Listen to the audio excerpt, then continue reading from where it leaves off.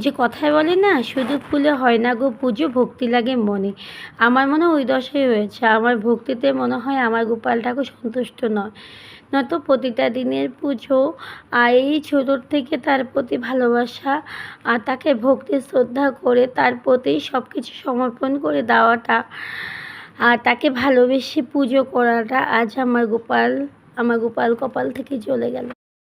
সকালবেলা পুজো সেরে আসলাম রান্নাঘরে দেখো কী করছি। এখানে আটা ছেনে রেখেছি, এখানে রুটি ভাজবো, আর এখানে প্রেশারও ডাল বসিয়ে দিয়েছি, নিরামিষই বানাবো। আর নিরামিষে আজকে কী সবজি এনেছে, ডাল সবটাই দেখাচ্ছি তোমাদেরকে, দাঁড়াও।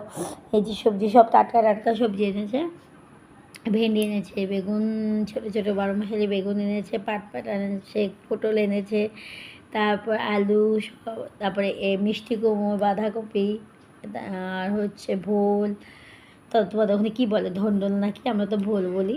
তো এইসব সবজি এখানে আমি সাজিয়ে রেখেছি। আগে কিন্তু শুভম সাজিয়ে রাখতো, এখন আর নেই। তো যখনই যে কাজটা করি ওর কথা মনে পড়ে যায়, কারণ সমস্ত কাজ আমার হাতে হাতে করতো। জানি না কোন জন্মে মানে কী বলবো, এটা বেদনাটা আমাকে দিয়ে গেল। এত বেদনাটা নিতে পারছি না। যে কোনো কাজই করি, যাই করি না করি, ওর কথা প্রতিটা মুহূর্ত মনে পড়ে। করোলাও আছে এখানে। তো আজকে এগুলি কেটে বেছে রান্নাবান্না করবো। আর ব্লগিং তোমাদেরকে কতদিন থেকে দিচ্ছি না, এই কারণে, কারণ আমার জীবনে একটা পর একটা প্রবলেম এসেই চলছে। শুভম জ্বর পর কিছুদিন পরই আবার ওর কাকাও এখন অনেক বড় একটা অ্যাক্সিডেন্ট হয়েছে কাকারও। তো এগুলোই সবটাই গুটিয়ে মিলিয়ে মানে অনেক কিছু প্রবলেমে আমি এখন ফেসে আছি। তার জন্যই ব্লগগুলি আমি দিতে পারছি না জীবনে।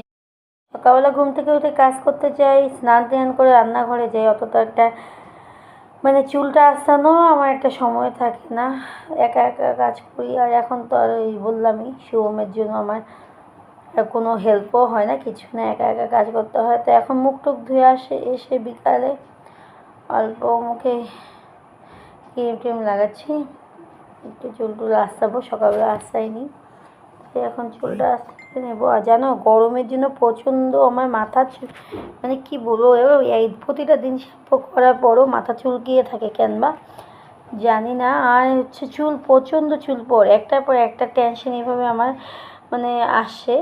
কখনো কখনো বুকটা ব্যথা করে, কখনো কখনো চুলগুলি ভীষণ পরিমাণে এখন উঠে যাচ্ছে অল্প অল্প, মানে আগের তুলনায়। আগে যেমন তোমাদেরকে দেখিয়েছিলাম অল্প অল্প উঠতো না, এখন প্রচণ্ড মানে আঁচড়াইলে একদম মানে মোটামুটি ভালোই পড়ে আর কি, একদম খুব সেরকম না হলেও ভালো পড়ে।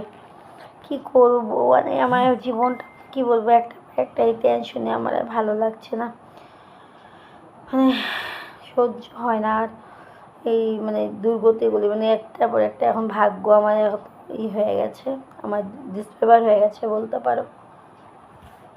মানুষের জীবনটা না সত্যি কখন যে কার জীবনে কী হয়ে যায় বলা যায় না।